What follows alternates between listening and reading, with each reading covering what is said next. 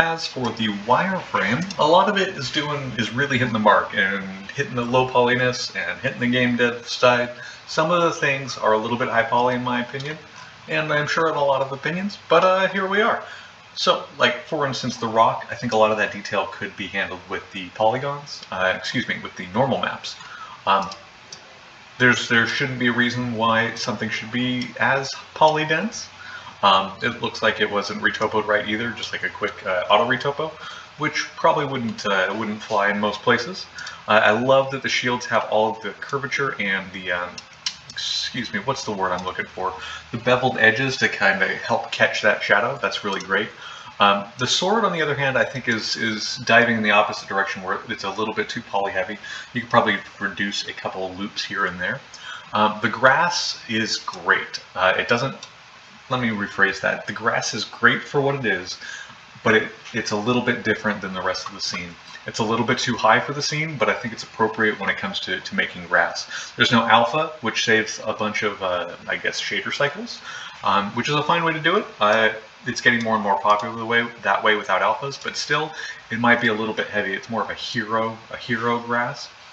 As for the modeling of this, I found it interesting. I like the dips, and I think it's great for when wind hits it, and kind of like the simulated effects. It's going to be really helpful to have that. Maybe in the future have the hatches to help drive that wind simulation when it does come to that. So it'd be more like quadded out. As for the interior of the tent, I love that you added it, even if it's one prop, just that there's some sort of hint of stuff in there. As for these guys, they're a little bit heavy, and heavy on the inside. The silhouette is a little bit low polygon, and the interior, I'm sorry, I'm talking about these nails, these pegs that hold these together. So the silhouette of the intersection of the polygons is a little low polygon, and the intersections, the stepping up to get the detail, is a little bit high polygon. So what I would do is I would move these polygons from the inside, and then just chamfer these to get that silhouette nice and clean, and then the interior can be smooth and just not have many polygons, and that's going to look a lot better when you're passing by, and you're not going to get that stop sign effect.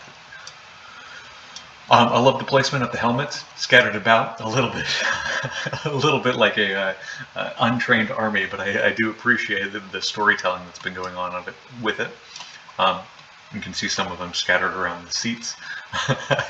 I love that seat. As for the logs, I think they're good. They could use that chamfer that I was talking about on the edge. Just kind of match the same polygon density. I think the only two, or the two directions that you guys are going are a little bit too high poly, such as the rocks, and a little bit too low poly, such as the logs and some of the chamfers.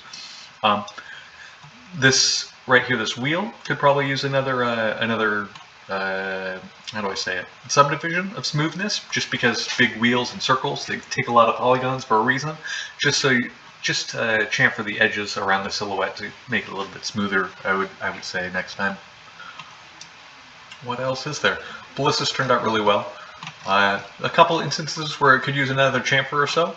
A couple instances where the polygon, like right in here, is just a little bit too dense.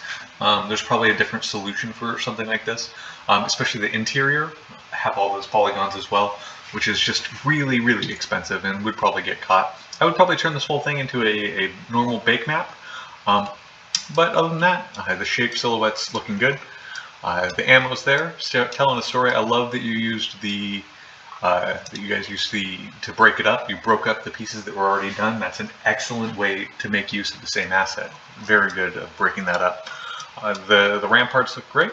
Let's switch over to the regular non-wireframe. After the lighting adjustments, I think it really helps sell the scene. I love the pikes, the outdoor front, and the tileable grass and dirt texture really helps pull that together. The green adds a bit of splotches, and I love this little campfire that you got going on, which tells it's oozing with the story potential to gather around. So awesome! I love the work you guys did. Thank you again, and you have a lovely summer. Hopefully, I'll talk to you soon. Soon. Take care.